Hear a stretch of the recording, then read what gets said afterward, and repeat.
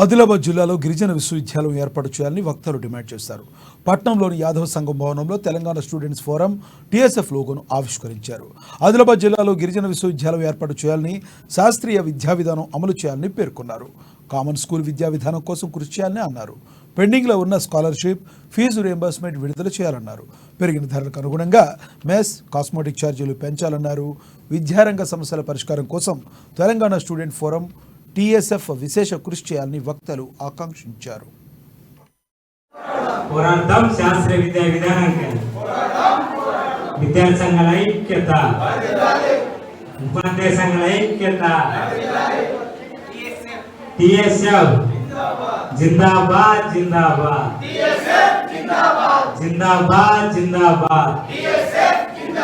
పోరాటం common school విద్యా విధానంకై, పోరాటం శాస్త్రీయ విద్యా విధానంకై, పోరాటం ఉన్నోళ్ళకైనా లేనోళ్ళకైనా ఒకటే బడి ఒకటే చదువుకై, పోరాటం కామన్ స్కూల్ విద్యా విధానంకై, పోరాటం ఆదిలాబాద్ జిల్లాలో యూనివర్సిటీ ఏర్పాటు వరకు కావాలి, మాకు యూనివర్సిటీ ఏర్పాటు చేసే వరకు.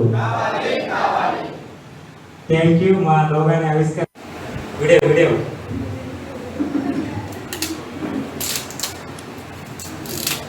వర్ధిల్లాలి విద్యార్థి ఉపాధ్యాయ సంఘాల ఐక్యత, వర్ధిల్లాలి విద్యార్థి ఉపాధ్యాయ సంఘాల ఐక్యత. పోరాటం కామన్ స్కూల్ విద్యా విధానంకై, పోరాటం శాస్త్రీయ విద్యా